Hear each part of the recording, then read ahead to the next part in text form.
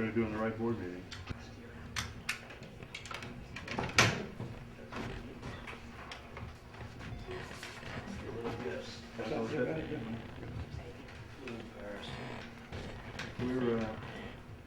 We're ready to begin. We're all set. Why don't we kick it off? Good evening and welcome to the January 19th meeting of the Garrison Union Free School District Board of Education. Our first agenda item, as always, is the Pledge of Allegiance. So if you join me. I pledge allegiance to the flag of the United States of America and to the republic for which it stands, one nation, under God, indivisible, with liberty and justice for all.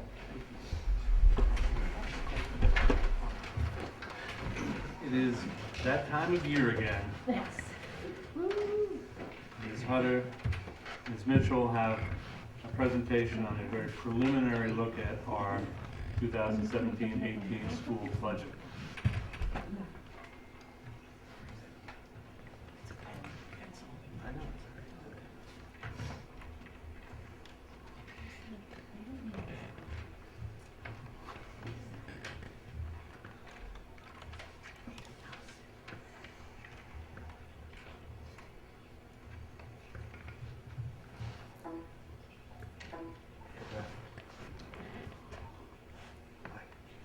How you doing?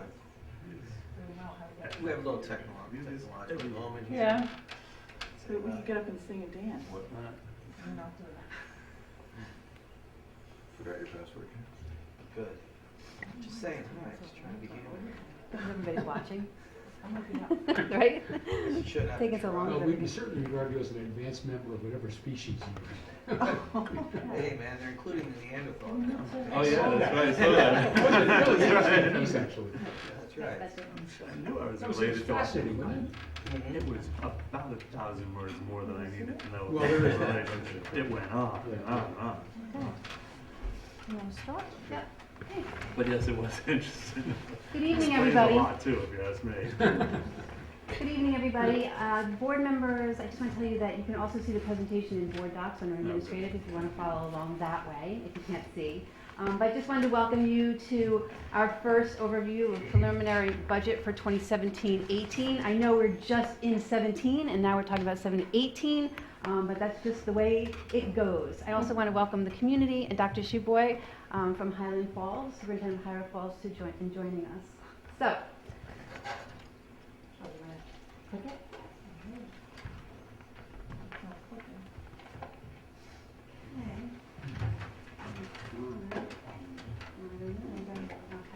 So first, just want to start off of why we're here, and we have been talking about our district priorities. And right now, there's, as a school community, we went to Highland Falls and spoke to students there. We went to Howley and spoke to students there. We've met with community members, parents, staff, and board members to help us draft these priorities.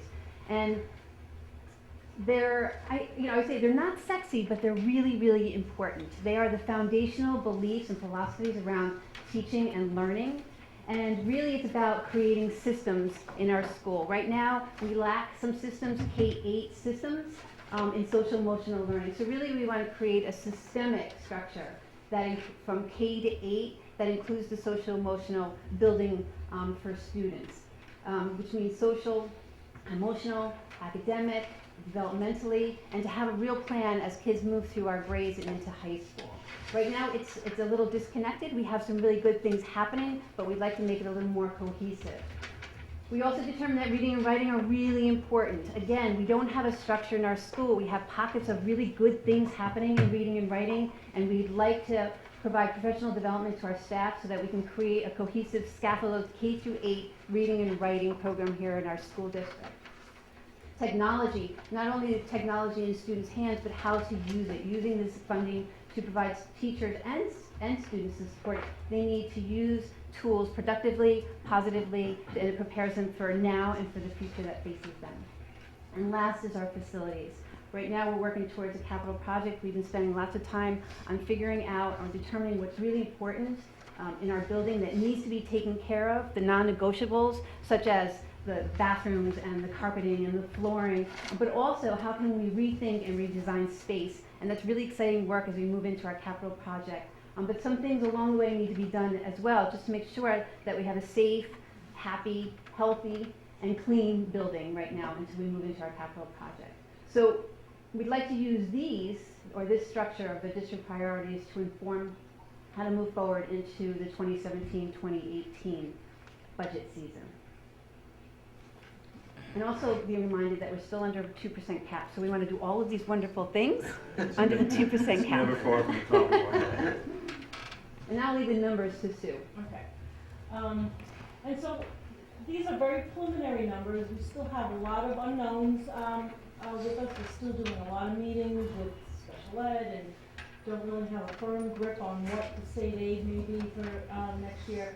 So that being said, we developed a budget of what we had contractually obligated to fulfill and a little bit of wishes in there. We have a general support area of just under 1.3 million, instruction of 5.9 million, transportation at 767,000, and benefits and debt service of 2.7 million, for a total preliminary budget of 10,697,839. Okay, and how does that compare from this current year's budget? It's a total overall increase of 405,879. Okay, you see the big areas of increase would be number one in instruction, and that at this point includes an increase of a full-time reading teacher and a full-time aide. Right now, we actually hired an aide this year. We foresee that continuing into the future, and we've been talking about a reading teacher the last meeting or the meeting before. So right now, we do have that in the budget, and the benefits associated with those two positions, plus all the current staff that's on hand. Our health insurance has gone up. The premiums have gone up 8%. They're estimating 8%. But it's not just our premiums that are going up. We have more staff members electing to be on our health insurance. So that has increased dramatically. Even though we had a slight decrease in our retirement expenses. So is that 186 is basically from benefits, or is there any It's change in all. that? It's basically all benefits. Most change of in it, the debt. and most of it is health insurance. I want to say the health insurance is about $170,000 increase. Okay, and this slide just shows you the history of our tax levy, and that's the tax levy, not the tax rate at this point. We're estimating that our increase can be at about 1.56%, which is 8,885,381. That's an increase of about 136,000. We just got word today, basically, that the tax levy cap factor that goes in there is going to be 1.26% increase. So it's not a 2% increase in our tax levy cap calculation. It'll be 1.26, and at this point, that calculates to us for a 1.5% increase in our tax levy. Okay, can you revisit, so it's 1.26 is what you imagine with the CPI coming out to be? No, that's what they basically came out today and said it's Oh, the okay. average is 1.26%. And the budget you're presenting here is at 1.5. No, not the budget. Okay, That's the tax levy increase that Tax we would levy. allow. Within our calculation, it would be about 1.5% increase at this point. oh, okay. Yep. All right, so we're still within the cap. We are, but only if. Only Uh, No. Only if, and here's the bit, only if we use 909,000 of our reserves. And this is much larger than we've done last year. It's an increase of, 274,000 increase from last year. It's almost $1 million that we're thinking that we're gonna be taking out of our reserves just to, sustain this budget as it's presented right now. This is the first look at a budget. We haven't had any of our, budget workshops, or, we really haven't even discussed that at the board level. This is the first presentation, so, you know, the budget does change over the course of the next 2 months before it really gets adopted by the board. But this is my first look, my first estimates of where we're at right now.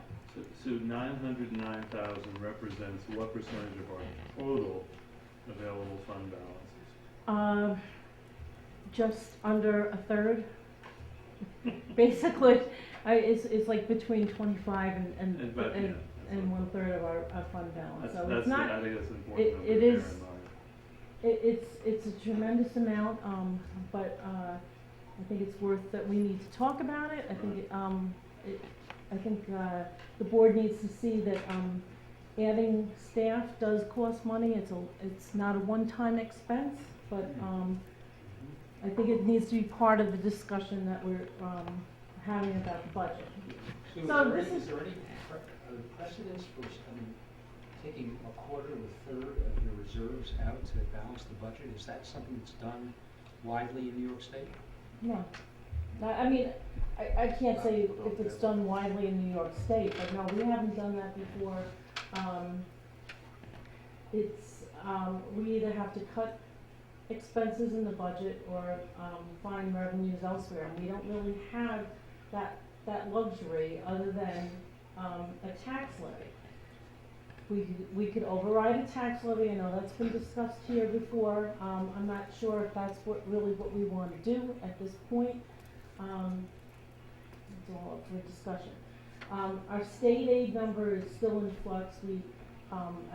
Some preliminary numbers came out. It looks like our increase might be $5,000, and that's without considering that we did decrease our BOSI spending, so our aid number might actually go down.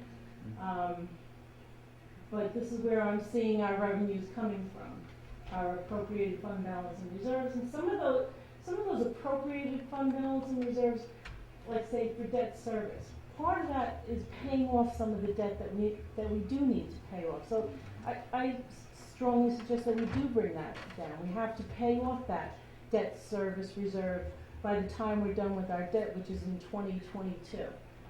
So, an ERS is there to pay I think our expenses this year are about $110,000, so part of that's for that. But these are the revenue numbers. And, any questions on this before we change the slide? Anything else? What do we usually draw down to balance the budget? We usually take a bit of the reserve.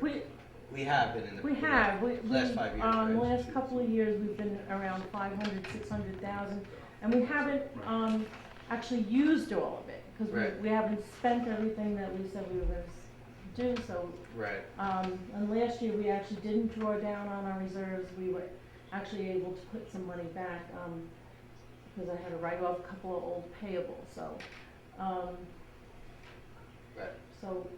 So we usually do it. We do it with the prospect that there will be expenses that we incur. Sometimes those expenses we don't incur those expenses, and we actually don't. Or not to the full extent. Right, and then that goes back to the reserves. Yeah. But we also have this need for the fund balance, where the debt service has to be dealt with too, right? The debt service, yeah, for the most part, we have to make, there's certain reserves that they're there for a purpose. And they have to be used for that purpose, and our debt service has to be used by 2022. This slide is really just to publicly and formally thank those who support us outside the school community or within the school community, such as GSEF and Malcolm Gordon, you'll see on the bottom as well. But they really help us with trips and programs and partnerships and supplement our current budget. so that we wouldn't have to dip further into our reserves or find other places within our budget to fund these wonderful experiences for our kids. It really deepens, enhances, and exposes our students to new and the outside world around them. And so we do want to say thank you to GSEP. They spent over $27,000 this year in the fall and this upcoming winter. And Malcolm Gordon, I'm very proud to say, they gave us $10,000 to enhance and grow our environmental education program. And with that, it's mapping and orienteering, also a presentation space outside for discussion and learning, and also just materials, binoculars, and what else did they do? Magnifying glasses and things like that. So we're very thankful for these groups of people from the community who support us, not only academically, but budget-wise as well, so. My understanding is that GSEP is not going to continue supporting, or is unable to continue supporting Hudson Valley Seed, and maybe there are others as well, I don't know. Do you see incorporating those programs in the budget? We actually have a meeting scheduled with Ava from Hudson Valley Seed next week to discuss now, the spring, and beyond. And then, just to wrap everything up, is just some important dates. Our first budget workshop is February 15th. That's the week after our next board meeting. And then we have a PTA one that we have to get a date up there, probably sometime in February. And we have a Saturday budget workshop on March 18th. The board is out on April 15th. And our public hearing is May 3rd, and the budget vote is May 16th. So I encourage everybody to come out to budget workshops and ask questions and be part of the conversation. And if there's any questions now.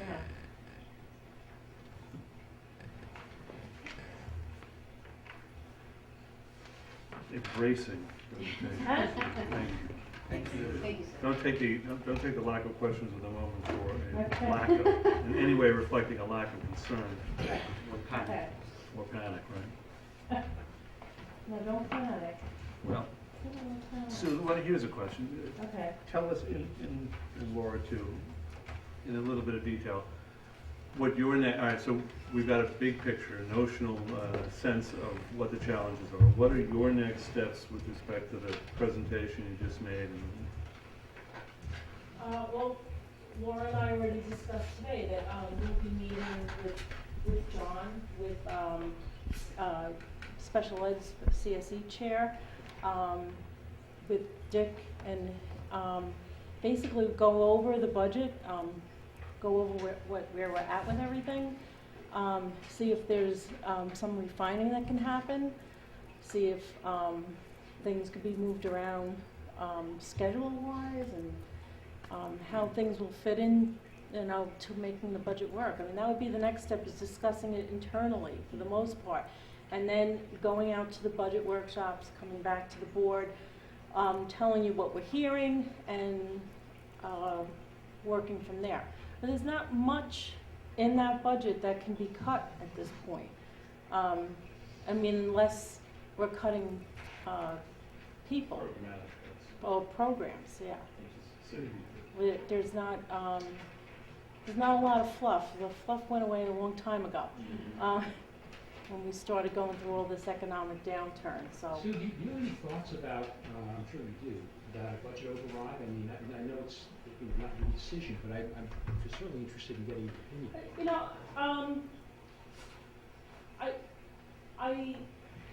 I'm not opposed to a budget override.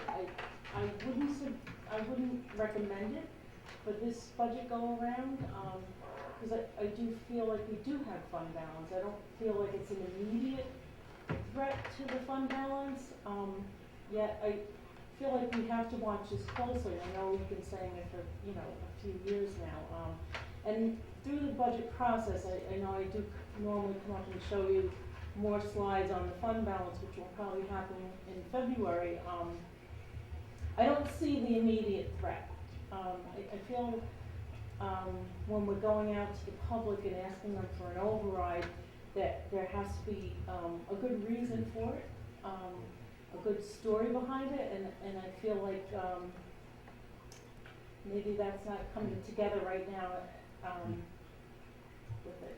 Or- I mean, I don't have an opinion so much as the question that if you're saying that 1/4 to 1/3 drawdown in balance is unusual and threatening, and the alternative is to cut programs, that sounds like a fairly extreme situation. Yeah, I mean, it's kind of, it's a double-edged sword. I mean, once you start drawing down on fund balance, it's hard not, the next year you're drawing down even more. I can guarantee that. It's usually like a downward slope. Go ahead, sorry. I feel obliged for the public to make a clarifying comment, because set aside the new budget, our current budget and our budget for the last several years has drawn down on the fund balance. Just to be Right. clear, we don't have to go through the exact numbers here, but the course that we are on, if we didn't spend a penny more, is not a sustainable course. We will Right. run out of money, and we will have to start doing less. Yeah. So I just want to be This crystal time clear. around, it's Separate dramatically discussion more. is what more we might want to do. Some of the things are more that we don't want to do, like pay 8% more in health insurance that we can't control. But I just want to level set that everyone understands that this year's budget spends a substantial amount, it'll be on the order of $400,000 out of the fund balance, so it's not like absent any increases, we're in a sustainable pattern, we are in a pattern to run out of money. We'll debate the exact timing of that, but it's Yeah. not a sustainable pattern. I mean, the thing is, I feel like we have our hands tied. The state basically says we're a high wealth district, so we're not gonna give you any more state aid. So figure it out on your own, go ask your public for more money, but yet we have this tax cap and a tax freeze that we have to abide by, in order for our taxpayers to get refunds and all these nice little refund checks that everybody got. I'm sure you all got a nice check this year. That's because we're abiding by the rules here, Garrison. Once we overstep those bounds, you don't get that $250 check, and so that's something you have to go out to your taxpayers with and say, we're not gonna do this, we're gonna go for an override. That's another reason why I wouldn't suggest an override at this point. I'm not opposed to overrides, I feel like it has to be, a very good reason why we're doing it. If we have fund balance that's, there now, I think that can cover it for, I know it's not gonna last forever.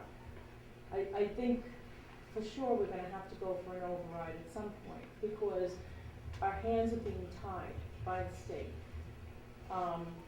We're not allowed to really go out there and ask for what we want at this point. So I think you make a very good point. It's probably worth reiterating, and that is with respect to this question of seeking an override authority. Yeah. Not only would we be asking the taxpayers to pay more than they might otherwise be required to pay under the cap, if we exceed that, but they would also be foregoing some number of them. Yes. Would be foregoing an incremental refund that they would otherwise be entitled to because we had kept the expenditures at or below the tax levy cap. Yes. So they get hit both ways, basically. Right. I just want to clarify for the public as well, because we are talking theoretical things here, that this budget presented tonight is not offering or requiring of the public an override of any sort.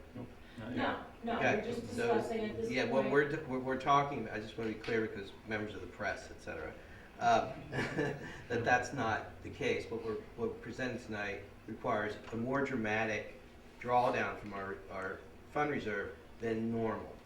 Yes. And to your point, that's a limited well that we can go to. That fund balance is limited, and if we continue with our budget increases in various ways, whether it be through personnel, whatever changes we make, will increase will hasten the bottom of that well. Hasten our budget meeting the bottom of that well. Okay? So that's what we're talking about here. The dynamics between the fund balance, our priorities, and our budgetary situation. But tangentially or ancillary to that point, our budget is greatly impacted by current personnel. There are a lot of things that, special education, there are a lot of things that impact our budget. Retirements can ease the pressure on the budget theoretically, and Very little, shifts can change that too. yes. And we're still in a lot of unknown mode. We're still having, we still don't know where our 8th graders are going next year. They haven't Right. had high school choice. So just for instance, if we had 10 8th graders that said, you know what, we're going to go to private school. We're not going to go to one of the public schools that we offer. That could be $100,000 off or more off the budget. So right now we're planning that every single student is going to go to one of our public schools. We have to, because we don't know where to go. We have an John, what do obligation to think. we got preliminary indications on that? Privates? Through requested recommendations and referrals to private schools. What's the number look like? Any idea? I mean, not to put you on the spot. We're- Could be as high as 10? Between 8 and 10, I'd say. So I for just right want to now, assure you that, you know, I will still continue to serve without compensation on this board. thank We're you. gonna double what you're getting. Thank you. So I'm sorry, I don't want to flog this point, Comedy. but I'm trying to absorb this in the context of what we heard from the special education teachers the other week. And if we're talking about, we're on a trajectory, as Derek says, downward, an unsustainable trajectory. And we have needs that we're not meeting now. I don't understand why it's in our interest to postpone the day of reckoning with respect to an override when, to the point where when things get more extreme than they are at the moment.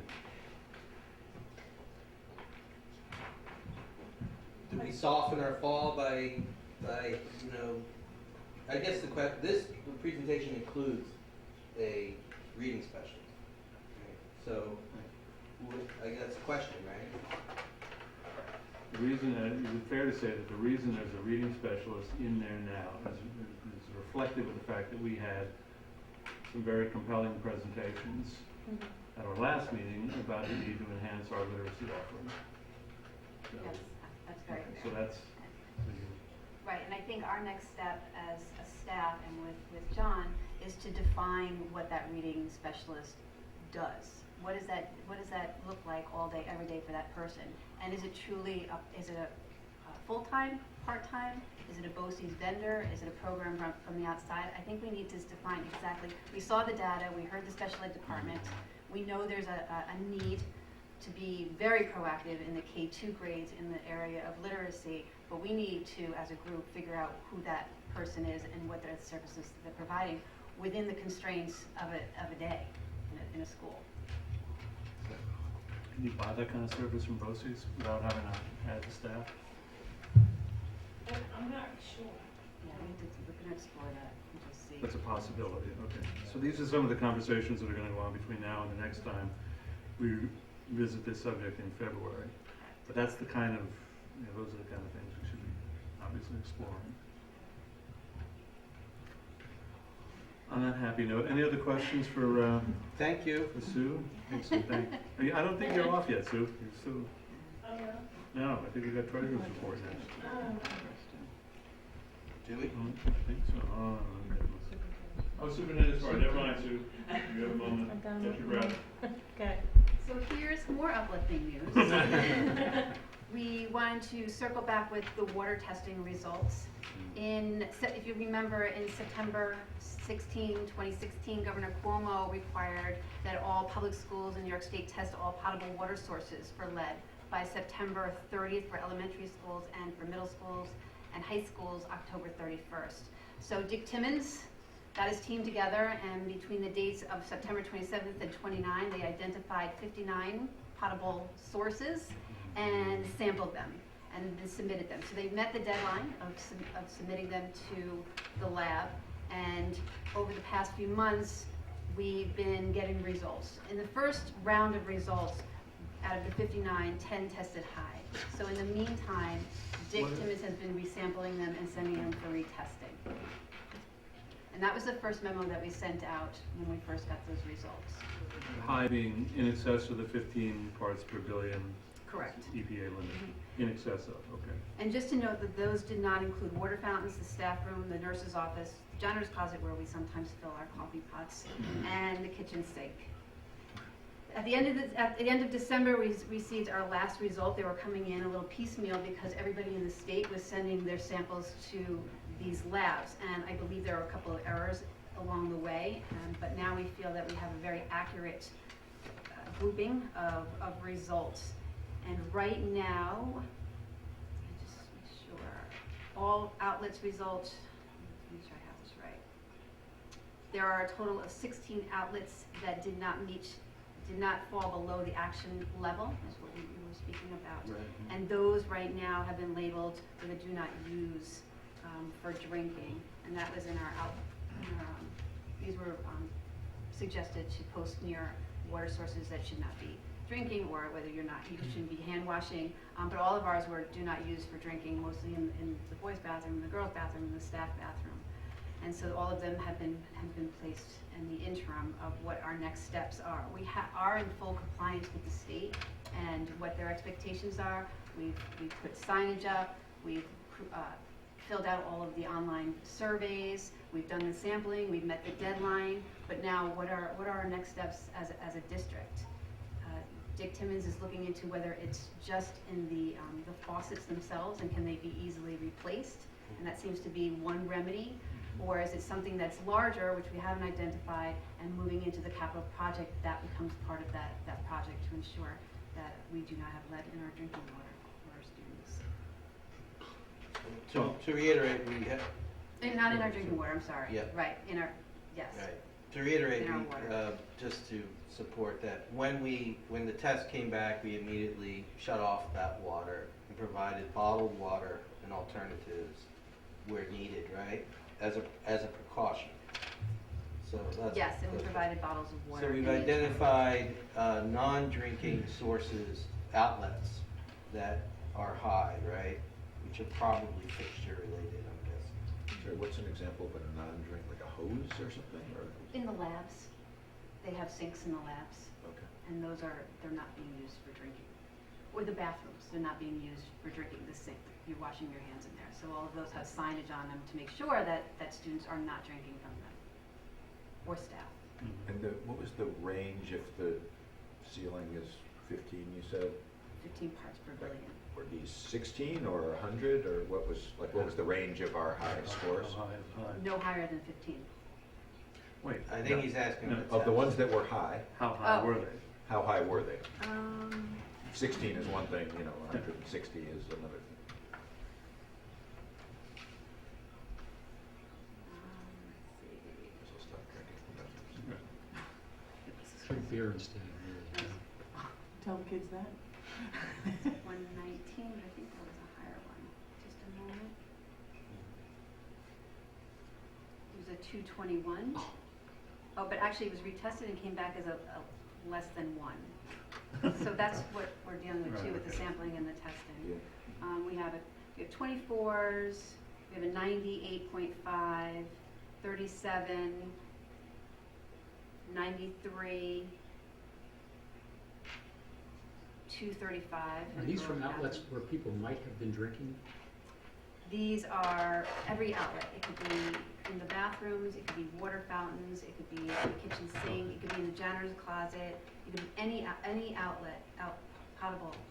No, but I think what David is asking is those numbers that The high the ones. high numbers that you just read, are they from outlets where kids or staff would be drinking? I mean, like a The answer to that bathroom is, sink, you could in easily. theory, they're all. No, but what I mentioned earlier was that the 9 tested high did not include water fountains, the staff room, the nurse's office, janitor's closet, or kitchen sink. Okay. So, Okay. so, and is it the advice of the people that are lab consultants or Dick, that if we have a source problem, this is the water coming out of the wells, you would have seen these levels across the board or something like it. But if you have a fixture problem, that would explain the sort of spiky results that we've seen. It could be, I just have an inordinate amount of knowledge on the subject, but it could be,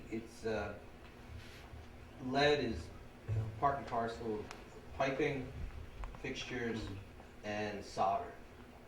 And it could be solder related in copper pipes between joints, or it could be fixtures or a combination thereof. And it isn't even, it seems not even over time. For instance, I believe Dick mentioned to me that the fixtures in the lab in 5th grade, which are much older than the ones that are in the middle school lab, the middle school lab fixtures have higher content. So there's nothing that seems to be, that you can connect. Could be the source where if the fixtures are made in specific areas of the world, they might contain more lead in them. Yeah, because there's less governance. It's important to note, though, to Derek's point, is that the EPA actionable parts per billion thing is just an enforcement issue. The health recommendations is 0 or less, or as close to 0 as you can get. There's no safe dosage of lead, and the decrements, the IQ decrements, the relationship between IQ decrements and lead consumption was very well studied. The more lead you have, the less it detracts your IQ. The new head of the EPA was actually asked that question today, didn't have an answer for it. They didn't ask me, bro. But and that is, it is a real problem because it also, there's also a connection between lead and violence, relationships between lead and acting out and lead and violence, ability to control your behavior, because it posits itself in organs like your brain. So Dick is gonna, you and or Dick are gonna come back with recommendations for dealing with correct. those sites where we have excessive exposures. Yes, we wanted to ensure that we're in compliance and we're doing everything we can to ensure that our staff and our students and the community members who use our water are safe. And we're doing due diligence. I think next step is to go above and beyond, and not just meet state standards, but meet our standards as a district. So. I think, if I'm not mistaken, the wells were tested and they didn't test for levels of lead. They were good. The wells were wet. I think you're right. But the faucets, I think, are what the issue is, and many of them might have little trace of lead, and if you turn it on within 15 seconds, it may be gone. Right. That's the issue. So it's within that first, you test that first 10 Right. seconds, it might show. The longer the water sits in relationship to the lead, the greater the leach, but that's all determined by time and the pH level of your water and a number of things. So that could be the fluctuations in the numbers. that Sure. you're Yeah. talking about. Sure. So Except the tests were done by certified labs, consistent, well, we did the sampling, but they were done according to the protocols that included letting the faucets run for a certain period of time before you did the sample, so. Okay, so you'll be back to us at some point with what we're gonna do about this? Yes. One next step is to post the results on the website with a letter, just explaining the process and the results and our next steps, just to ensure that parents know, the community knows that we're working on it. What else? Okay, just when we were talking about the budget and we were talking about our district priorities, one was the reading and writing workshop, and we were trying to partner up with Teachers College, but we've been on their waiting list for a very long time, and we're done with it. So we've moved on and have located consultants who are very experienced, highly recommended, and also share the philosophy around the reading and writing workshop. So they're called the Words of Advice Literacy Consultants, and Melanie and Kate are the consultants. And we have scheduled 9 days with our staff, K through 8, to work on our literacy district priority around reading and writing. So we're very excited. We promised the teachers that if we were going to make this a district priority, we needed to provide them with the resources and the support that they needed to be successful. And we have not done so because of the waiting list, and we haven't been able to gain the momentum needed to create change across the district K through 8. We think they're really going to be a great springboard, And if we like working with them, because a lot of success is dependent on a relationship between a coach and a teacher, we may proceed with them and work in the summer and then have a nice, gain some momentum in the fall. If not, we'll go back to TC, we'll remain on their waiting list and see if we can partner up with them. It's the TC curriculum, right? Correct. It's just that we're asking for outside consultants, non-TC consultants. Right, and actually to they are facilitate. products of TC, so it's Yeah, it's right. nice, yeah. Are we staying on the waiting list? We're gonna stay on the waiting list and just see how this works out with these new consultants. We're hopeful, just in our conversations over the phone, John and myself, we've been very impressed. They speak the language of TC and Reading and Writing Project. They speak our language about our philosophy around teaching and learning. So we're hopeful that they're going to be a great fit with our teachers. And they're very excited because they're the ones, in the end, said we would like to move forward with these consultants. And I think that's really important when the teachers lead the way. When are they gonna be on the premises? February, actually, Next week. next week, yeah. So they'll be here as soon as next week to get started. Yeah, All right, and excellent. we're starting with K2 teachers, and then 3, 5, and 6, 8, but it's all mixed in with different dates, and we're moving forward together. So it won't be K2 in January, and then 3, 5 in February. They're mixed. It's happening together with the different consultants. Does that make sense? Yeah. Okay. When we're talking about facilities, and that is also a district priority, one move we made, and I put that in a memo, was that we got walkie-talkies. It may seem sort of basic tools in our hands, but it really enhances our communication among staff, especially during an emergency. We are voting on our emergency plan this evening. It's the building level, and that was part of it, and I really wanted to applaud the safety committee and Sue for helping see this come to fruition. It's super important because we haven't been able to really communicate with one another from just the back to the front of the building, and I think this will really make sure we have our kids, make sure we have our staff, everybody's out of the building in a timely fashion. So I'm excited to, and we're able to just talk on an everyday basis if something's going on in the playground. And I know this isn't new technology, but it's new technology to us, and I think it's really exciting and a great way to sort of move forward in facilities and safety.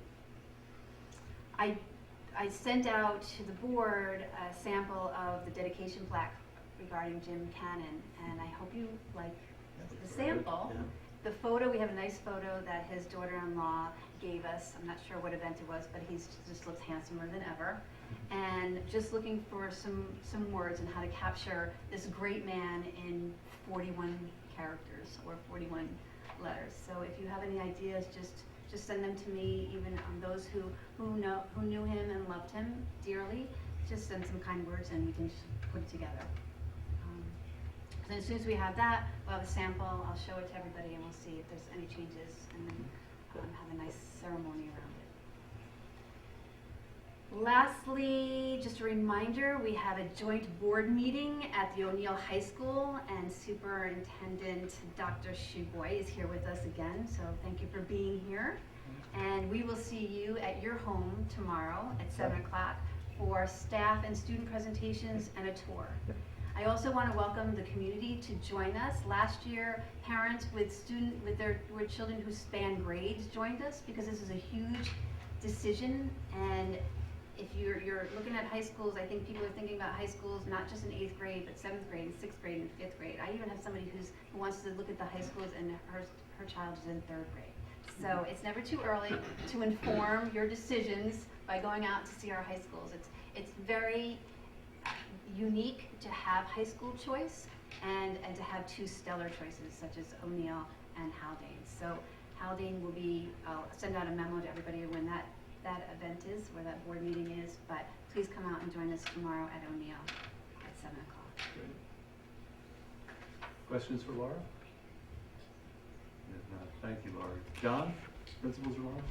Good evening. I just wanted to pick up on Laura's comments with regards to our literacy instruction as a way of reminder to our community. At our last board meeting, teachers and I were very, very appreciative of the time to present you with some compelling data data around literacy that was not necessarily celebratory, but certainly very, very realistic and compelling. Although that meeting seemed like a long time ago, in school time, it was really just a couple of weeks ago. However, because of the nature of the data, I thought it was important to take this principal's comment and really do a little bit of an in-depth discussion of literacy, where we are in the present tense, and what we are planning to do to really address some of the issues that were raised in the immediacy.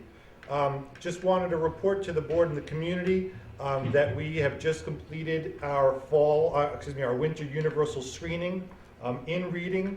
Once again, this is the year that we are fully implemented with a new online assessment tool called Renaissance Star 360.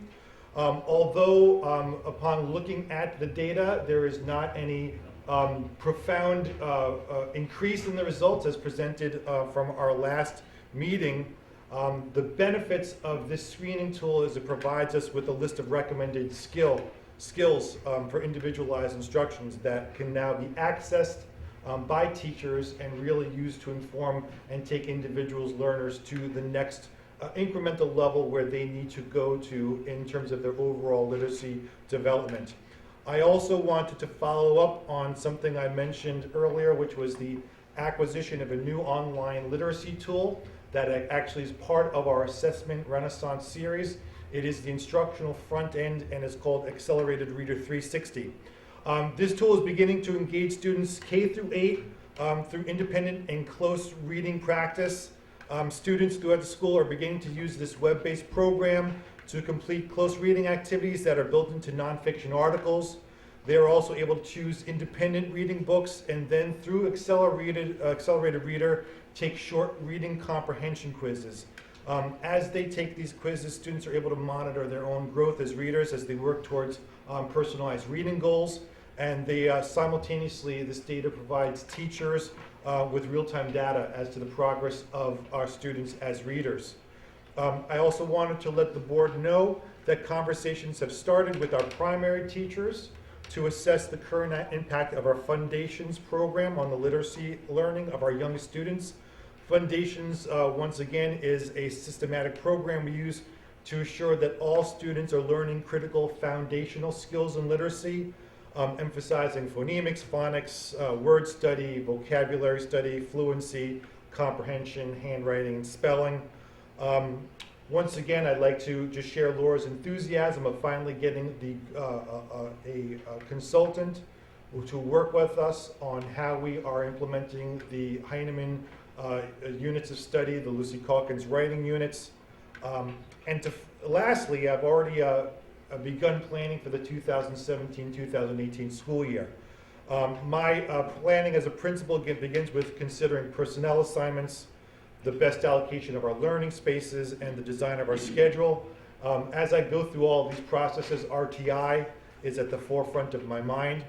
I was happy to hear that there was some agreement that our students could benefit from a reading specialist. I'm hopeful that through some great budget work we can realize that opportunity.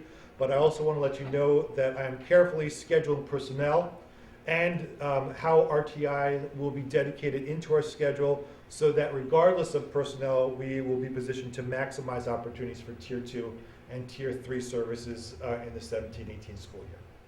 That's it. Questions for John?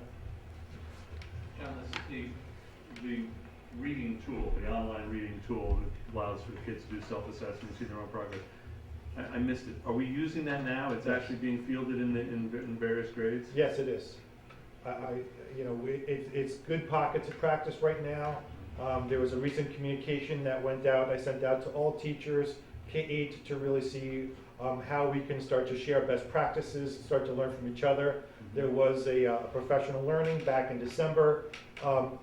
No professional learning is as deep and as a commitment of time as we need, so we do need some more learning, and part of it will be from each other, and then see if we need to bring in a consultant so that we're really maximizing the potential of that tool. Any other questions for John? Just sorry not to belabor this, but we're bringing the two ex-Columbia teachers, consultants that are coming in next month, beginning sometime next month. they'll start the series of professional development sessions with teachers. What's, just notionally, what's the expectations of how long you begin to see behaviors change, teacher behaviors change with respect to teaching and supporting literacy? So I would say that I would say the process has started. Okay. I would say that with the limited professional learning that we have had, and the fact that we have invested in the Lucy Calkins units of study, that we are starting to see evidence of a changing of a mindset and a consideration of how to grow our pedagogy as we move into the future with these units. I think that in speaking with our consultants, we're going to start off with them actually modeling units. So they are expert teachers. Okay. They'll be coming in asking teachers if they feel comfortable having them work and instruct teachers. They're asking what unit of study they're currently in, how far along in the unit they are, so that when they come in on day one, teachers are going to see expertise practice as pertains to the implementation of those units of study. So I think that right away, upon day one, we're going to see a learning curve steepen and have some benefit. Excellent. Jim? I have No? a question. If you don't, sure. I just want to know what RTI stands for. Oh, Response to intervention. Response to intervention is basically a way mandated from the state that a school district has interventions to target students that are not at the state benchmark. thanks, Jim. Sue? Now you're back up. Treasurer's report. You have the treasurer's report in front of you. First page is our multi-fund account, which started out at $331,472.63. We had revenues of $898,852.14, mainly due to being made whole, well, actually getting our second half payments on our taxes of $465 and interfund transfers of $365. And we had overall expenses in the month of December of $687,200, about $200,000. So we ended the month with $543,010.85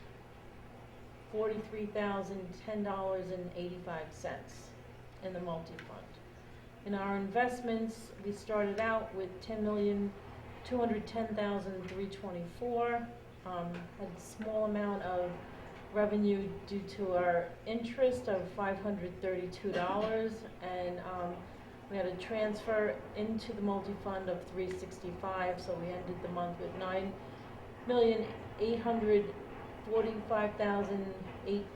$9,845,856.81. Any questions?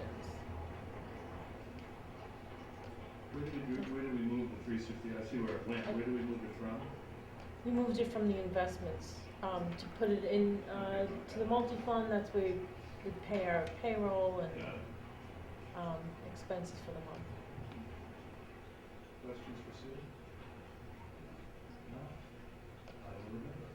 I need a motion that resolve the Board of Education Garrison Union Free School District accepts the Treasurer's Report for 2016 as presented. So moved. Second. All those in favor? Aye. No abstentions, no nays. Thank you very much. Sue, you're not off that easy. You're back. Really nothing unusual in any of the, we have two warrant reports, number 18 and 14, and revenue status and the budget status. It's all basically business as usual, so unless you have any questions, there's nothing really standing out. We have three things to do in this category. If there are no questions on it, let's get to the fun stuff. Yep. Next thing is a resolution to approve the purchase of the bus that, I don't know if you noticed when you came, we actually received the bus yesterday. We better do this. We haven't paid for it, but we received it. The bus actually came yesterday. Dick is very excited about it. So we're in the process of getting it insured. Well, it is insured and registered and all that wonderful stuff. So looking at, basically what this resolution is doing is we had asked the public to approve for bonding of the bus, but I'm suggesting that we use current year fund balance to pay for it. Will save us a little bit of money and we can afford to do it, so. So we received the approval to bond for the bus back in May. May, yes. In May. But your And the recommendation is purchase. we don't have to bond it, we can Yeah. use current operating revenue to pay for it, so that's what we're gonna approve now. If there are no questions on that, I will read the lengthy resolution that we're gonna vote on.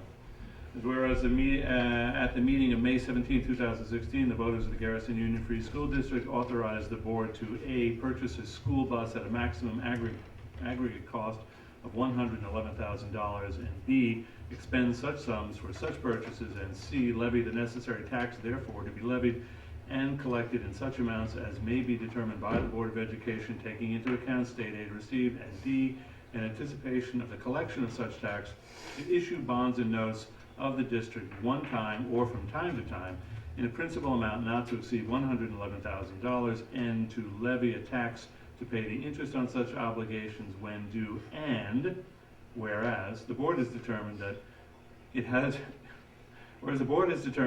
the capital to purchase a school bus without the need to issue a bond and note, and that it would be fiscally responsible to do so, therefore be it resolved that the Board of Education of the Garrison Union Free School District hereby approves the purchase of the school bus previously approved by the voters at a cost of $110,843.34 using available fund balance. So moved.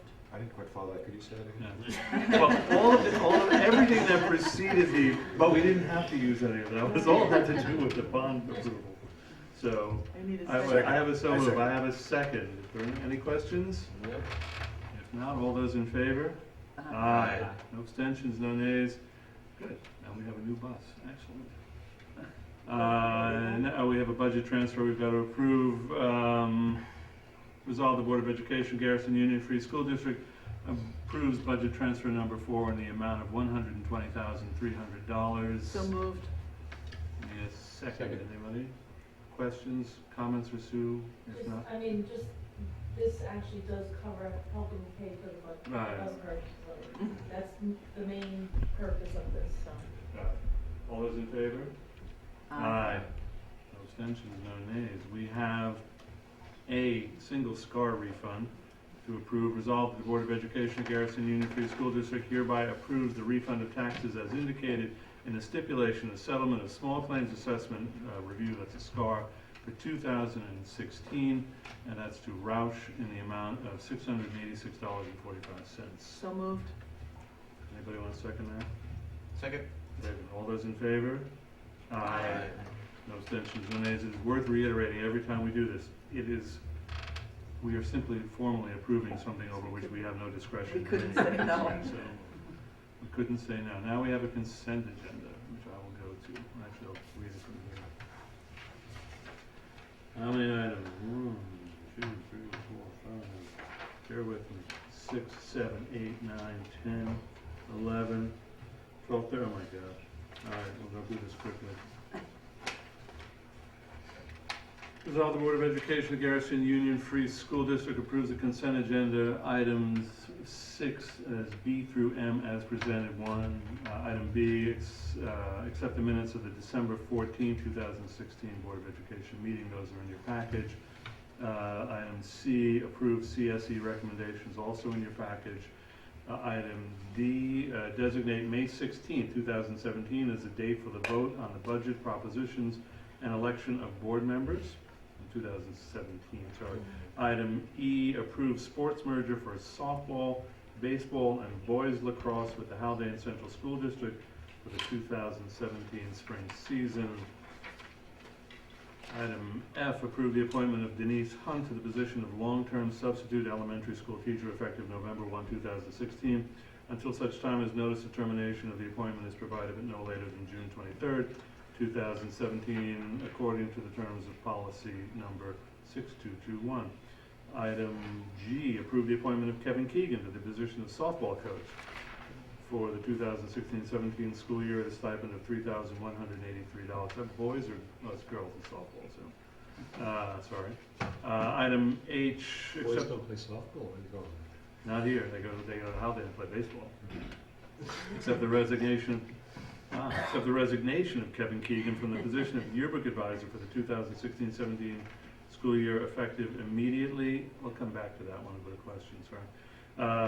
Never mind, it's answered in the next item. I, approve the appointment of Jessica Van Decker and Melissa Harris to the position of yearbook co-advisors for the 2016-17 school year at a stipend of $1,142 each. Item J, approve the contract for health and welfare services with Somer Central School District for one student at a total cost of $1,079.49 for the 2016-17 school year. A copy of that agreement is attached. Item K, approve the contract for health and welfare services with Dobbs Ferry Union Free School District for 16 students at a total cost of $17,663.04 for the 2016-17 school year. A copy of that agreement is also attached. Item L, accept the donation from the Malcolm Gordon Charitable Fund in the amount of $10,000 to support the school forest as our place-based education destination project. Item M, accept the donation of approximately 30 library books from the Putnam County Sheriff's Department. All right. And that's So moved. so moved.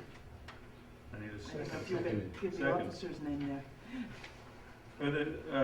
Sheriff's Department Officer William Quick, oh, I'm sorry, that's the continuation of that sentence, from Officer William Quick.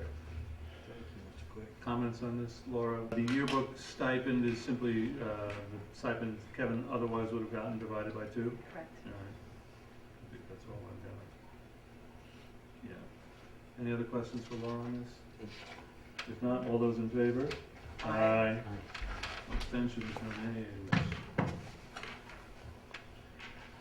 Committee meetings, nothing, all right. We have, for discussion items, there are committee minutes of committee meetings in your package or attached in the files here. The Environmental Education Committee, the Education Technology Committee, and the Facilities Committee.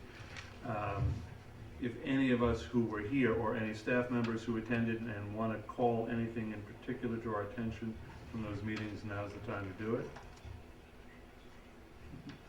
Anything? All right. In that case, that doesn't need it doesn't need an approval in any event, so. All right. Drug Awareness Roundtable. Laura, if you'd like to lead that discussion, that would be very helpful. We've touched on this several times over the last year or so, but I think we're getting closer to actually having a program, which I'm very encouraged about. But why don't you take it from there? Last week I met with Mike Williams, who is our guidance counselor, and Mike Salette, who is our regional safety coordinator from BOCES, to sort of talk about who we would like to be at the table and then how to make it happen.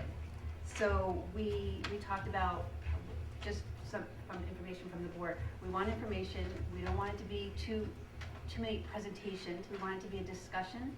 We want to talk about what's happening within our community, what's happening globally, and what's happening locally within our school. And we think that we've identified the people and reached out to the people who can help provide that information and also give us some resources, and as well as help develop next steps here as a school as well as a community. Right now we have Mike Piazza. He's the mental health commissioner. He's going to reach out to the Sheriff's Department and see if he can find somebody who would add value to that discussion.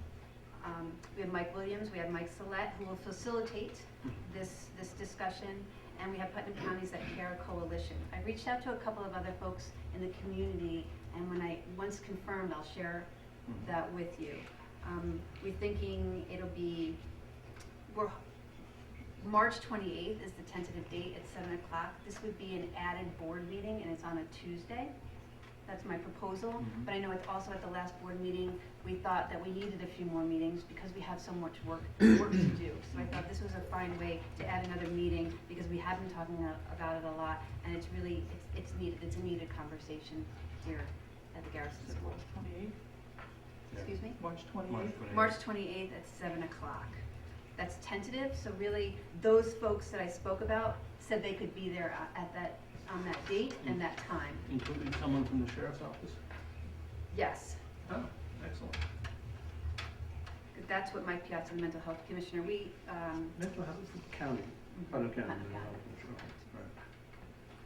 Well, and that's- once we have those folks, I thought, then we, the board, can develop some questions to Yeah. ask these folks. And then also at our meeting with Mike Williams and Mike Salet, we'll ask those folks who are coming to have a discussion, what are some questions you would like us to ask? What are the questions that you always hope that people would ask but don't?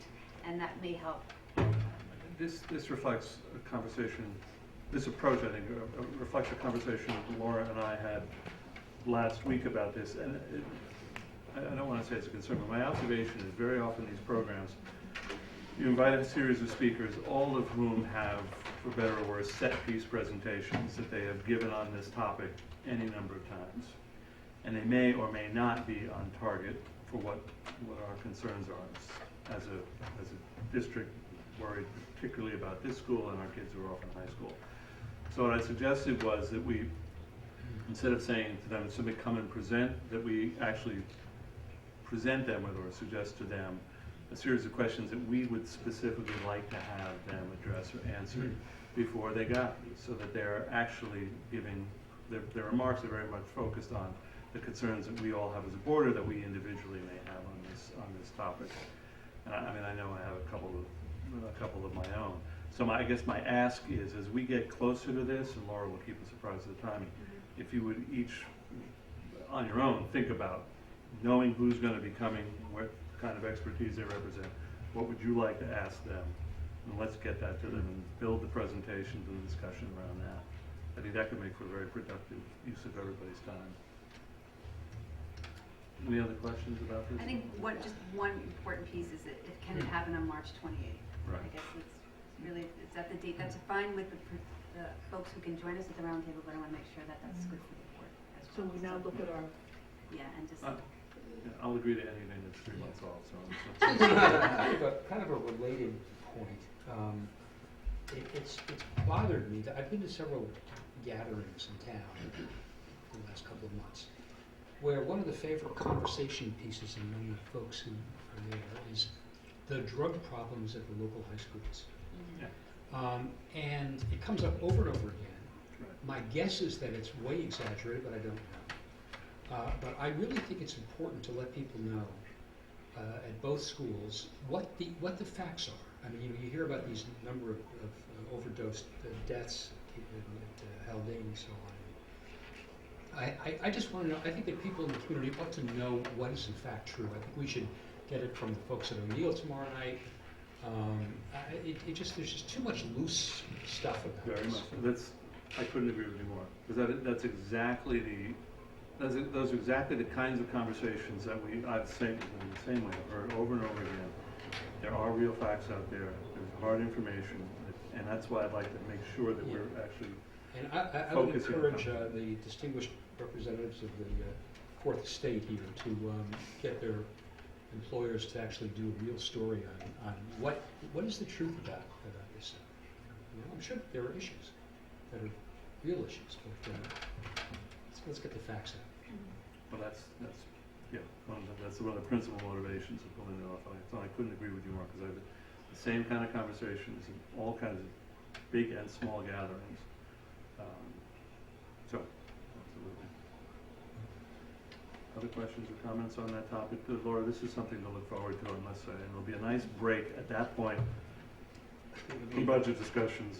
I think it's really important to make sure that the community, as well as the community, parents, community, are definitely the students that are in high school right now and their families are aware that this roundtable is, and perhaps even, if you have questions, these are the people that are going to be presenting. If you have questions you would like us to forward to them, please feel free to. You might want to mention the publicity element of all of this and who's superintending that. I'm working with Ellen Lane, who is in the Public Relations Department at BOCES, so she's going to help make sure that this is cast out into the community through press releases and various newsletters, alerts, all of that to ensure that everybody knows that this is happening and it's important for everybody to be there. But I also mentioned the questions too. And it will go to both high schools also, and offer their attendance if they want it. And I don't know if this was covered in my brief absence. Do we have political representation in here? Meaning our delegate or our representative, U.S. representative discuss that, or assembly delegate? It's Sandy or, Sandy or Sue Serino. Yeah, I mean, there's no reason why they shouldn't be. Okay. Maybe not to present, but No, to not to listen. present, but just to be there. To listen. You might want to frame it as them listening. I think you should I- It's good when they listen. I couldn't agree with you more, James. I mean, we have outreach to GSEF, we have outreach to the PTA, we'll presumably have mailings home to parents who are not necessarily affiliated with either of those groups. But in my mind's eye, what I do not see is a meeting like this one, where we have a half a dozen or 8 people attending. This is, again, in my mind's eye, but all kinds of, this is something that's in the gym, and it's very well attended. Dozens and dozens, if not to say more than hundreds of people. So, anyway, So that's we that's asking- kind of what I, that's so kind of we what I asking see. people to RSVP? You mean presenters?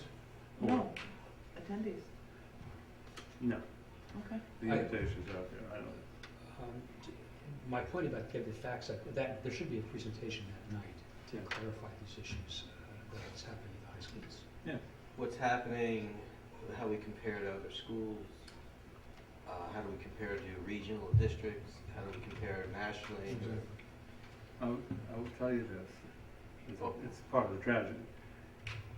If you look at graduates of the Garrison School, given the tragedies, 3 tragedies that have befallen us in the last 2.5 years, involving graduates within 3 years, and given our size, that's a statistical cluster of enormous proportions. There is no school anywhere, I don't think, is going to have that kind of suffer those kind of losses. Now it's a cluster, it's a tragic cluster, but it is a cluster, but it still gives rise, it's given rise to all of this conversation, I think.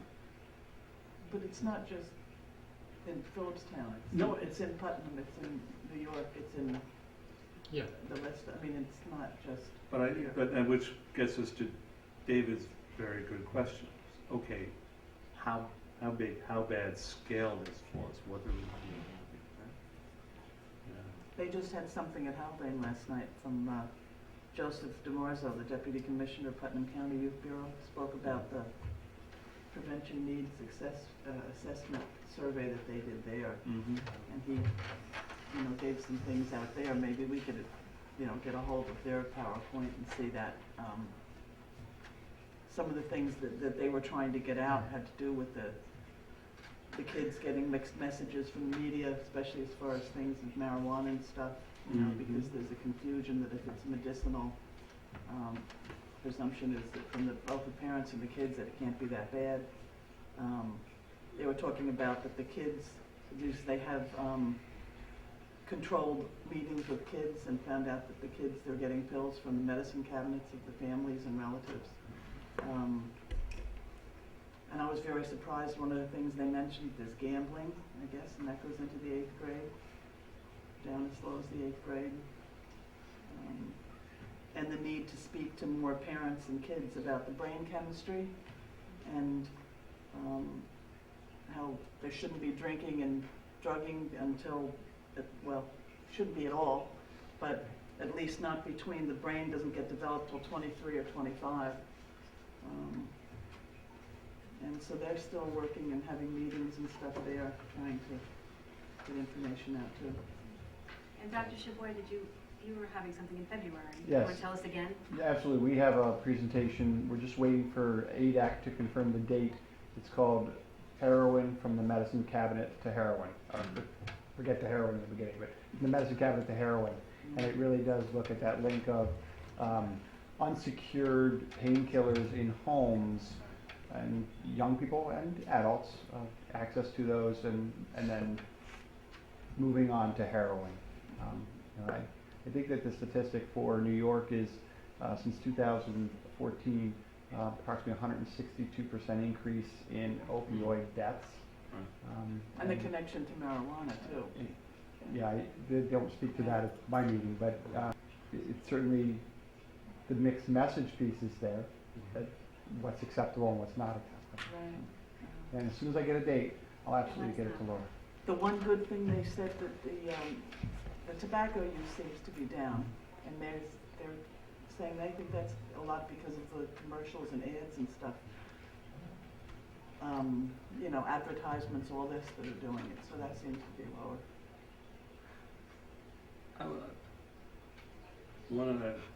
Just an observation about presentations where someone comes, any number of experts on the topic. I would think we had not done as much as we could have with this presentation, this meeting.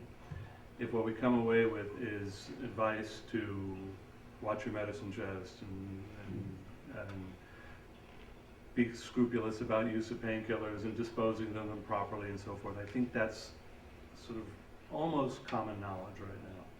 Doesn't say it shouldn't be reiterated and so forth, but I would be more interested in the kinds of things David had talked about, and also to the extent we can as administrators, as a board, and as faculty, identify the kinds of, you know, the kinds of behaviors, signals, predicate behaviors that lead to, that are highly correlated with these kind of accidents and incidents.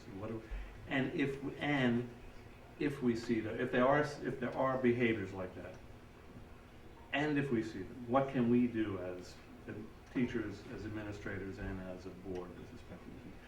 That's the kind of specificity I think I'd like to get down to, if that kind of guidance exists. But I know if I'm writing my questions down, that's going to be one of them.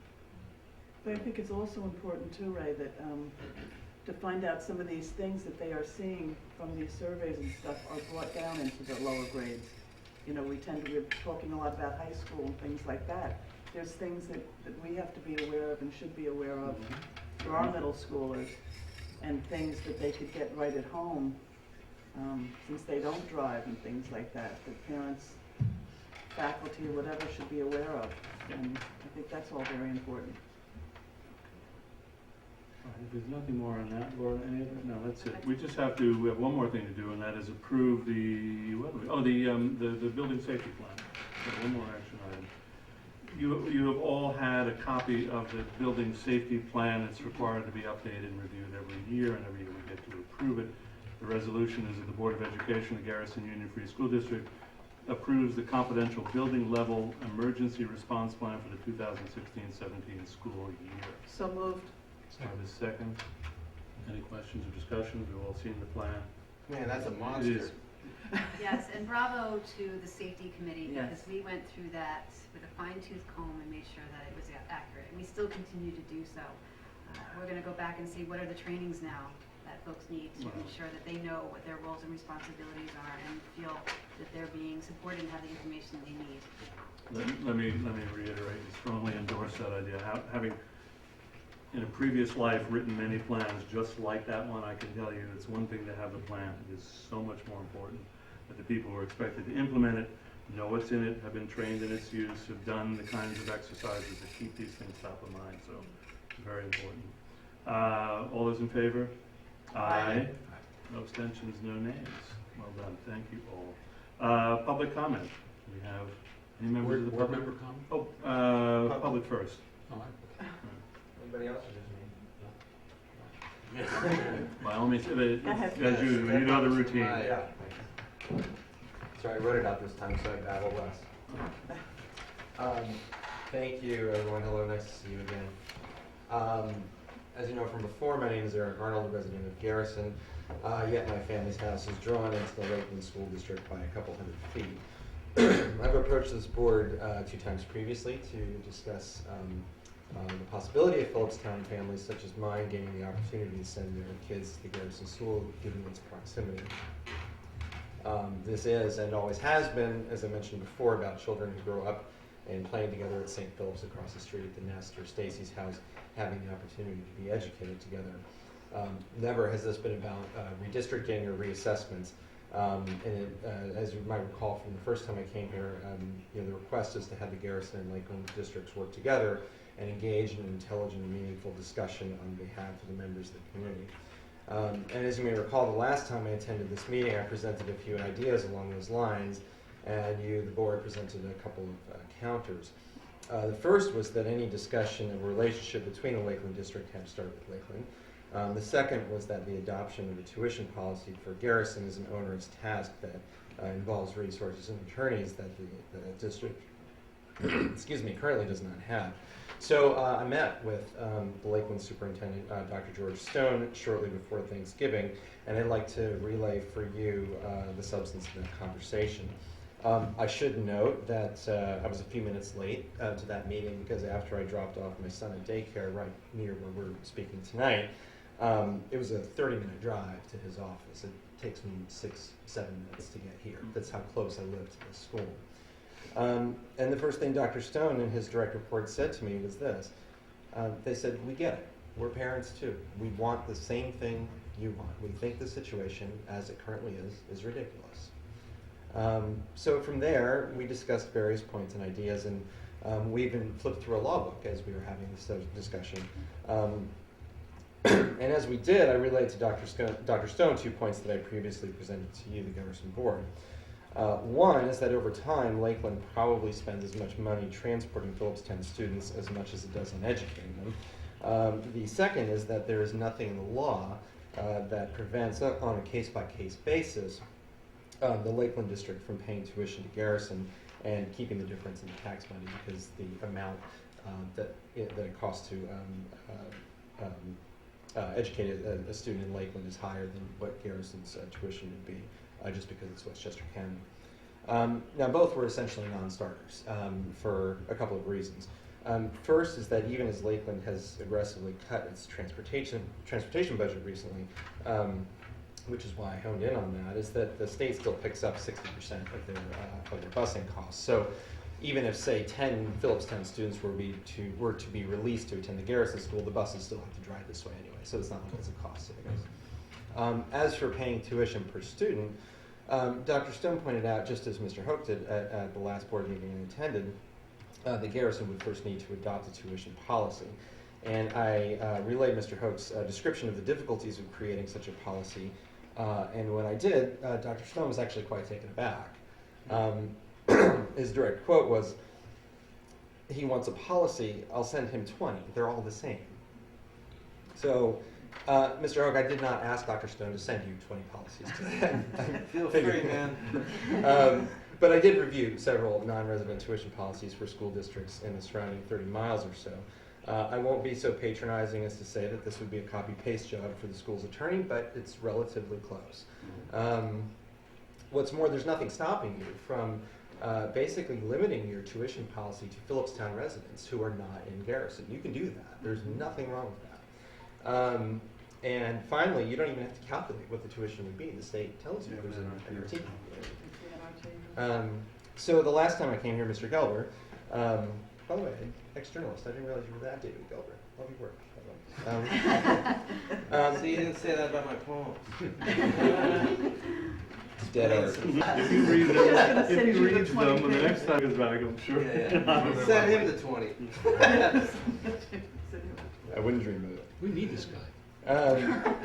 Mr. Gilbert, you asked me a very fair question, and you said, is there anything that we can say that would encourage or discourage your efforts? And as you probably recall, I did not have a good answer for you. And tonight I think I do, after having this meeting. And it's can you guys be honest, please? What is the difficulty with opening this school's doors to your Garrison friends and neighbors? It's not policy, sorry, but it just isn't. So, what is it? And if you don't mind, just sure. So we're clear about what you would have us consider. Mm-hmm. If we were to adopt a policy whereby we admitted on a tuition basis students from within Phillipstown who don't happen to be in the district, is it your idea that you or the parents of any of those kids who wanted to be tuitioned in would pay that NRT? That's where it would have to start. Yeah, that's And some of my neighbors actually have told me that they actually came to and met with your predecessor, Ms. Mitchell, to discuss this, and it was basically a non-starter. They said the board will not adopt a non-resident tuition policy. I'm not necessarily sure of that. Well, I don't doubt that meeting was had, and I don't doubt that someone came away with that impression. These are different times and different circumstances. Yes. So, Sue, do we know what our NRT is? Off the top of my head, I want to say we're in the low 20s for regular ed, and it's something very high. I want to say over 100,000 for special education. That's off the top of my head. I mean, I'd have to look it up, but I know Laura and I looked at it not too long ago, and I'm in the ballpark, right? Yeah. Somewhere between 20 and 25 for a regular student. And Sue, that's just to educate us, that's the number dictated by the state for our school if we That's take what they a call, transfer yeah. student under whatever The circumstances that non-resident normally tuition. happens. They also call it the Seneca Falls rate. Okay. So Highland Falls charges us here. Okay. So it's like It's if another normally- school sends a kid here for whatever set of reasons, that It's makes normally- sense, that's the transfer rate. Like the NRT rate that's in effect now, say even with Highland Falls, is actually established for last year's tuition. This year would be an estimated Right, I understand. NRT rate. So not knowing we were gonna have this discussion, I'm ballparking in my head, but Yeah, but that's part of the agreement, that's a different thing, because that's part of the agreement that we made together. no, it's not. It doesn't necessarily bear on this I mean, there's an conversation. agreement, we have a contract, but the NRT rate is what we use, and it's As the established basis for years. negotiation of the contract, right. And But it ours was- would be ours But you is, don't for have someone to to- come here, the NRT would be between $20,000 and $25,000. You could presumably negotiate something less than that. You can't negotiate, you can't charge more or anything less. more. You could do whatever you want. Okay, you can't charge more. If you, We or could could- do more, but that probably No one would would. be. That wouldn't be very nice. Wait, I'm sorry, not to belabor this, but if there is an NRT, But, you could, I mean, we actually do have, a consortium agreement with Haldane and Putt Valley, and that's something we went outside of the, NRT rate. That was with a special, special ed classes. Right. So, that's something that we have a contract with them now too. No, I understand. But Go ahead. as a directional marker, there's an NRT in that neighborhood. Is that wildly different than you guys thought it was? No. By the way? I didn't know what it was till tonight. Can I ask you a question? I apologize if you said it last time and I've forgotten it, but directionally, how many families with kids or how many kids are in this situation? And to the extent you've polled your neighbors, do you have any notion of how many of those? I assume Lakewood thought it was a non-starter, at least initially, for them to pay it, but if you were willing to pay it, they're happy to, or? He did have. I was actually going to get there. Okay. Anyway, but I can answer your Finish question. if you want, or at some point, just I'll answer your directionally, question. what number of kids are we talking about? Well, I can answer your question first, which is that last time I spoke to the assessor, I believe it was in the order of somewhere around 600 properties that were drawn in, but the total number of kids that affected is probably around 100, but there's just no real great way. And that's if you were to take the line and move it. That's what would happen. Now, in terms of your second question, in terms of who is there willing to write the checks, I don't know that. I mean, I do know that my neighbors either side of me were willing to do that, and they currently send their children to private school because they could not get their kids into this district. So if just, the cluster of houses around me, there's 2 out of the 5 or whatever. Okay. But X% of 100 kids is the 100 K through 8, or is the 100? I believe the 100 might be K through 5, but I'm not really sure. So that was a ballpark guess with the assessor. Okay. So I'm just trying to understand, given yeah. the scale of this school district. What kind of excess capacity could we we're talking absorb? about? Okay. That's all. Sorry, keep going. No, it's fair. Yeah. Totally fair question. And so now there is one of the retention problem that the school has, and the diversity problem. And I actually raised that with Dr. Stone and his colleagues, and they actually said this is a national trend. This is going to get worse. basically after the financial crisis, the birth rate slowed. People stopped having kids for a while. So if you have empty desks now, you're going to have more for the next few years. This is a problem in Lakeland too. So when I was first looking at their budget, for example, I saw this massive number and saw these tons of kids. Of course they could spare somebody over here. They have empty desks too, and they know they're going to have more empty desks. So so to close, I would just like to point out a couple months ago, was listening to the news, and 11 districts on the Upper West Side of Manhattan, I don't know if you guys were aware of this, came together on a redistricting plan. Mm-hmm. Took them 4 years, and it was not something they necessarily wanted to do. It was not something that they had to do, but they ultimately agreed it was the right thing to do for their community, and it passed with an 80% approval vote. So again, this is not about redistricting. This is just about what's best for this community, or at least what we hope is best for this community. And surely, if 11 districts can come together and do something like that, my hope is that we can at least start with a non-resident tuition policy for Garrison, try it and see where we go. You guys can always rescind it later. If we're surprised. I think it actually happened with Haldane at one point as well. Well, actually, yes, we've been approached in years past with the opportunity for tuitioning into a third high school, but it was only going to be for 3 years while they sort of managed through an enrollment dip, and that was not terribly attractive to us. First of all, no one's going to want to send a kid to a high school for just 3 years and have to move them somewhere else. But your point about it being able to rescind the policy, something to not adversely affecting any kids who are currently enrolled, is always an option available to us. Not a great one, but it's but anyway, regardless of whether you choose to do so now or in the future, I hope that you guys would seriously examine a non-resident tuition policy, take it seriously, take a vote on it. And I forget her name, but the woman who was at her final board meeting the first time I came, as we were walking out, she said to me, "I don't know why we've never done this. It's just a simple board vote." So if it is, I hope you guys will take it seriously and take a look at it. And if you can't, let's just at least be honest about why we can't. Sure. Just to be clear, I think what you're suggesting, the process itself is relatively straightforward. You draft a policy, you have a first, a second reading, and then you vote on it. And there's no argument, that's a relatively straight up. Reflecting on all of the consequences intended and otherwise that arise out of that policy change that's where the real hard work is. But that's not to say we shouldn't discuss it. You were here for that portion of the meeting where we looked at the kind of budget difficulties that we're facing and the option for incremental revenue that doesn't materially change our cost basis. It may well be attractive. So, yeah, it's something I think that bears additional conversation. Mm-hmm. Yeah, I just want to be clear that I hope you didn't read any of my commentary as a stop sign. If I wanted to stop you, I'd say stop.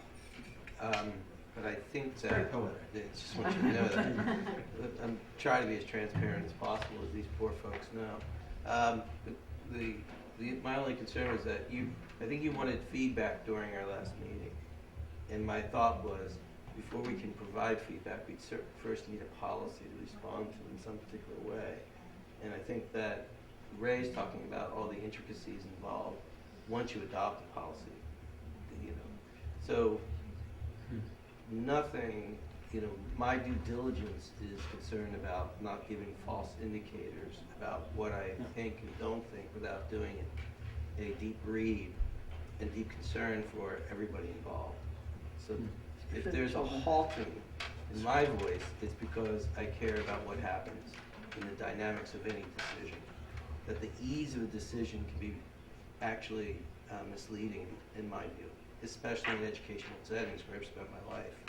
The ease in which we make a decision is often misleading because it ends up complicating matters down the line.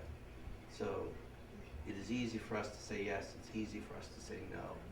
Both lead to good and bad outcomes, possibly. So we have to, it's my role in this position to do due diligence so that I'm able to make the most informed decision. I do think that, we should study the issue.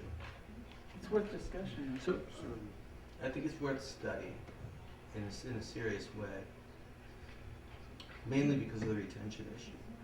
Sorry, and there is one other thing that I should have raised earlier, is that in terms of a relationship with Lakeland, and this was a very honest and candid response from them, was it's a slippery slope for them.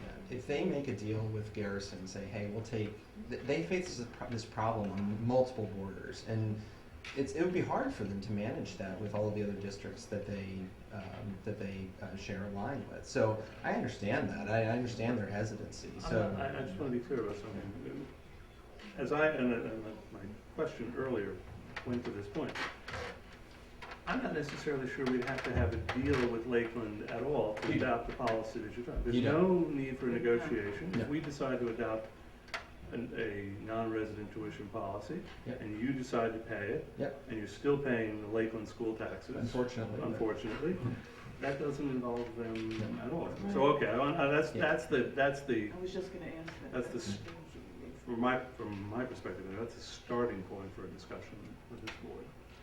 Do you have a sort of a off the top of your head sense of whether this would likely be revenue positive or revenue negative if we were to get kids from working? Well, it's revenue positive for sure. The question is whether the cost is way. No, I understand that. Okay. You're talking about 100 kids in our building. Kids, right. I mean, is that something that, I mean, just intuitively, do you sense that it would be a... Can I suggest it? But I don't think we can give an intuitive answer. So I'll just say, I'm very open to it. I think you've been very helpful in coming back. The facts you had in coming back were very helpful. I think it's a reasonable proposal. I think the facts that we need to think about it in a logical way are really the ones I asked you, which I understand you haven't surveyed the thing, but one way or another we need to know the number of actual households, the number of households who now have kids, so we can range, and no way to know how many would opt in, but at least then we can consider relative to our class sizes and the age of the kids, what's the range of impacts, and would it be net positive, or we end up hiring X more teachers, and it's I mean, you've seen our budgets. Well, yeah, I know. The swing is material, whether it's positive or negative. And I think I know the question you're about to ask. Yeah. Go I ahead. was going to say, how is he going to find out that information? Go knocking on doors? Or hang out at the school and talk to all the people? I mean, I don't know how. That'd be I haven't thought the next step. I'm just saying the facts we need Yeah. are the number of houses at least, and the basic census facts. I'm not. You looked into where, I actually don't know where to get those facts, but they must be. The assessor has them. So basically, the last time I spoke to him, he did give me the number of total properties, with houses on them. But not how And many then- kids. But that's the thing, is that there's a normal calculation you do to estimate the number of kids per household, but it doesn't really apply in that area because so many of them are weekend homes. Right. So that's why he then just kind of slashed the number and guessed that if you were to just move the line over to Sprout, for example, it would probably be about a net increase of 100 kids. That's just a guess, but that's An issue. but it is a different issue. But that's just to answer the basic census question. If that was a redistricting, that's a And the guarantee census of question is not going to be dispositive of this issue in any case, because that doesn't tell you how many parents would be willing to pay the NRT in addition to paying the electric. Right. And it's premature for me. Look, my son is only 15 months old. The reason I came here is I figured this would take a while to get over the line. Yeah, lots of time to come back over and over. But he's sick of me yet. Well, we want to encourage you to keep coming back with as many facts as possible. Yeah. If you can inform us and provide us with data that's useful for our decisions. But the proposal that you're talking about is the easiest path forward. The redistricting is really problematic. And not asking. Yeah, And the reason I'm not asking Yeah. is there are plenty of my neighbors who are in Lakeland and they're happy there. And There's they're no happy reason to there. take that from them. Right, So exactly. that's not what anybody's asking for here. So If this bumps up against being a personal question, I apologize and I will withdraw it. But if you're willing to pay an NRT of somewhere between $20,000 and $25,000 and pay the Lakeland school tax district. well, I mean, selling a house that you've only owned for a couple of years, as you know, is not necessarily the wisest financial decision. So, but look, I mean, the neighbor 2 doors up from me who did send her daughter to this school, she did something similar. She basically, her property's on the line. She's in Lakeland, and she bought an appendage of just wooded land on the other side, and that allowed her to send her daughter to this school. So it's, I mean, So, Let's so it's not a silly question, but it's in terms of they're basically different transactions at different times. You know, so it's a cash flow thing, I would say. Well, yeah, I mean, you can obviously look for you can project out what And the long-term so cost let me is. ask, if we adopt a policy like this, does that mean we're open to any, or can we? Short answer to that is, I would take counsel on that It question. would have to be. So How can you I draft did a look at policy? well, I did find one policy. I think it was Byron, but I can't recall. But I believe that one said that you had to live in Armonk, but you were drawn into another district, and in that case, you were eligible. So it's But don't quote me on it being Byron. That's See, this is where the policy has to be exactly the way we want to adopt it, and so that. Exactly. Right, if you did it specifically for Phillipstown, there's nothing illegal about that. You can do whatever you want. Sure. So. Okay. Well, let's continue the conversation. And one piece that might be interesting for all of us is that we had that long-range planning service done. We did a demographic analysis and enrollment analysis, facilities analysis to help us with our future planning. So that may be a nice workshop for you to come to as well. That's to scheduled for That's next March meeting? 8th, but March I'll make 8th. sure I'll confirm with that person and then confirm with you. I'd be delighted to attend. Because that we're using that to inform our budget as well. So. And you can Thank come you. talk to us anytime. Well, thank you. I appreciate that. I won't pick up. Oh, well. If not, board member comment, please. Anybody? Anything? Some folks have asked me to inquire whether, and I know this has come up before, and I just don't know what the answer is, whether we could add one more high school to the options that our students have, or what it would take to make that happen. Oh, man. Well, I've been there, done that. That's a big. well, yeah. Just sort of, I understand the question comes up from time to time, and I think part of an answer, not the answer, but an answer is to put sort of the situation in context. In virtually every other school district in New York State, the residents with high school age students have one choice. They have a public high school, and that's where you go. If you want to go to a different public high school, you pack up and move. We're in the fortunate position of having two choices, both of which are outstanding options for our students. As we know, and as we will have reaffirmed for us tomorrow, the O'Neill option speaks for itself, and the Haldane option is equally good. In fact, it's just been recognized as a national blue ribbon school.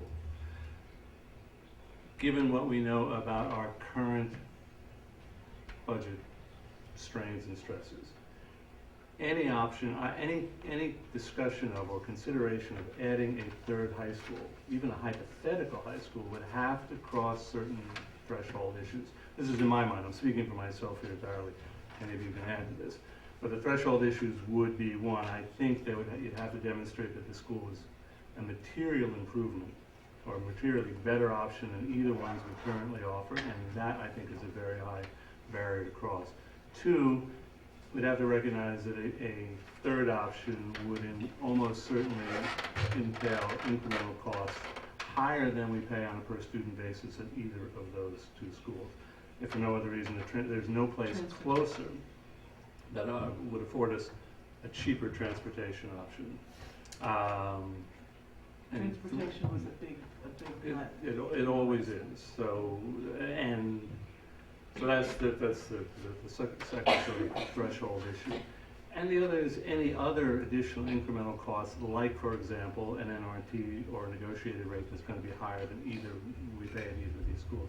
So those are three, at least in my way of thinking, those are three big reasons why simply saying we should add a third high school confronts certain difficult realities, that's all. I think it'd have to be significantly different in some particular way, or provide services that other options don't in some particular way. You know, just simply because of however they're made up, or the way they design their curriculum, or any number of things.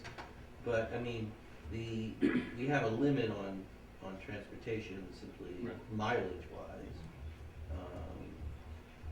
is there a possibility of, we're obligated to drive people into 15 miles, right? That's, Is it 50? I don't know. I think it's 15 miles. We have to But provide transportation to any that's for student, private any school. schools. Not for any, am I right about? I have to check. And then special ed is a different mileage as well. Okay. But I had conversations with folks in the community because they are interested in a third option or a fourth option, or at least open to exploring high school options. And those were the items that I brought to their attention. And I said, what I will do is try to gather some data. I'm not saying it's a no, but here's the NRT, here's the transportation, here's the law. One parent asked, what if we provided the transportation? But we might be under the obligation of providing the transportation, especially if it's a student who has special needs. So I said that I would try to at least do that foundational exploration for them, and then maybe have a conversation. I'd say the other sort of, the other question, I think it's for someone to come and say, it would be nice to offer a third high school option, fourth option, would be to articulate why, or what are the issues or concerns about the two offerings we currently provide, and to find out whether or not they apply to both, or maybe it help refine their thinking about selecting one or the other. And I don't get the sense, because the question's been asked of me too, I don't get the sense when the question comes up, it's been thought through, there's only the people who ask me, I don't get the sense it's been thought through to that degree. And to have our joint board meetings, because those folks who have come to me, I encourage them to go to those meetings, because I think a lot of times they're just making an assumption that they don't have what their child needs, and that they haven't walked the hallways, they haven't met the superintendents, they haven't seen the teachers or heard the students present. So I would say encourage them to go to these joint board meetings, because you get a flavor, you get a feel of these communities, and can they see their child fitting in a Haldane school district, or can they see their child fitting into an O'Neill? Both have so much to offer, both are stellar options. And if they can identify what's missing, maybe that will help inform where else we should be looking. Look, I'm an elected representative, and given the intense politics surrounding school board elections, I feel as if I have to satisfy my constituents when asking questions. Well, But these come Yes, all yes, come that's an together. answer. It's a good one. Other comments? I have a comment. I think with regards to the Lakeland discussion, I think it's a very reasonable thing for us to consider. I think frankly, given it's January, it's fair for us to make a goal of considering it, coming to some decision in time for either to be a possibility or not for the next school year, which is fairly far away at this point. I'd suggest it would be helpful if you can facilitate in any way the getting of data, because we do need some data. I know that I'm not walking around and polling every person, but whatever's available from the census of, facts of what's the census in Lakeland versus the census in Garrison, and we can make some assumptions as to differences in weekend number of folks and how many people would be willing to pay, which is obviously not the entire population. Laura, I would ask if we can find out from council, whenever you talk to them next, what are our degrees of freedom in crafting such an agreement in terms of limiting it by geography, in terms of any stopgaps and number of students. I don't know if that's possible or not. I don't know anything about the laws in this. I don't know. I don't know anything about the laws, but, are there stopgaps we could put in place if that made sense, so that, it's not an unlimited flow? Can we start it and stop it? If we do it to one district, do we have to, principal offer to the rest? Whatever those degrees are, just so we're educated and know we don't do something and inadvertently cause downstream stuff. I just want to say that I'm really sympathetic to what you're asking. I mean, it makes total sense to do what you're suggesting. If we can make it work, we should try and make it work. Other board member comments? I don't have anything, I did too much talking tonight. Yeah, I got my comments. Oh, you did, you summarized the holiday Yes. wars. We're good. We're good? No. So if there's nothing else, we can adjourn. So resolve the Board of Education, the Garrison Union Free School District adjourns its January 19, 2016 meeting. So moved. So moved. Give me a second. Second. All those in favor? Aye. Abstentions, no nays. Thank you all very much. Sorry Have a nice Boy, we'll evening. see you tomorrow night. Yeah.